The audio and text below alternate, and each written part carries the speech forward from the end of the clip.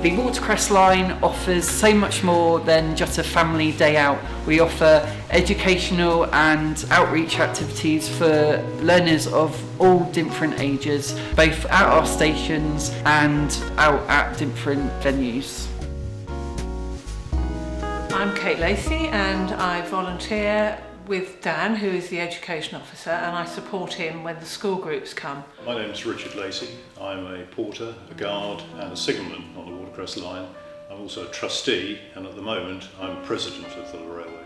Education is really important on the railway, particularly for the children who've never experienced steam trains. The roles they played in the past, for instance during the war, and how they were set up in the Victorian times. So it's part of their learning that they do at school, and it just adds to their knowledge. I think education is important for everybody, and we have a very important role to play, I believe, in showing people how railways have evolved over the years, the functions that they've performed, and teaching people about the many skills, quite arcane skills now, that are required to run the railway. I think it's really important that we should be able to enthuse young people to take an interest in the railway, because in future years they will have to be the people who will run it. Well, we do in early years, so we would have something like a bear dressed up who would see the early years in, and they would bring their bears with them, and then we would go round, walk around the railway and find different things that they would find fun but would be related to the railway itself. And then of course we get the older children coming to do World War II evacuee days, and then later on it would be things like the bridge building for the even older groups and the Victorians, where they would do later on in school. For the school groups, they go on a train ride and then they come back and do a workshop, i.e. they're looking at the money that was used during the World War II and beyond. They come and they experience an evacuee day, as the children would have left the cities for the country. So they come dressed up, often in clothing that they pretty much would have worn during World War II. And when we're on the train, they would fill out an ID form and send a postcard home to their parents, who, in theory, they are leaving behind. Other topics they would be covering at school would be the Victorian era. So they would learn a little bit at school, then come here, and the volunteers often dress up in Victorian clothing, and then they would walk around and they'd be shown various parts of the railway which were Victorian, basically. For instance, the waiting room that we're in now, and all the rolling stock and the carriages would be very similar to what the Victorians would have experienced. And the engineering side,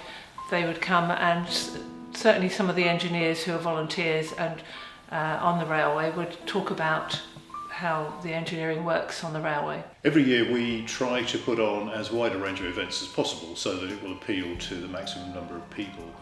We have everything from steam and diesel galas, where we will run not only our own steam locos but visiting engines. We do lunches and dinners on the railway.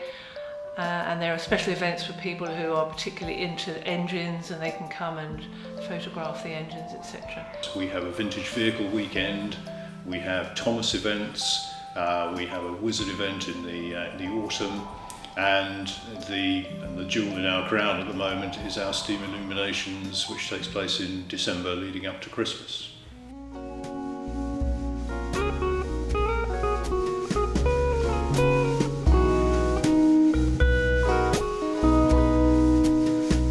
Part of our World War II evacuee experience. They get evacuated to the countryside. They're met by myself, who is dressed as the air raid precaution warden. They get evacuated up the railway line towards Alton and back to here at Ropley, and then they get to do some fire practice training, and also they get to meet some of our volunteers who have connections to being evacuated as well. So as part of our World War II evacuee sessions, children and schools can actually have a go at putting the fire out using the stirrup pump. So we've got a bucket full of water here, using the pump and to extinguish the flame there.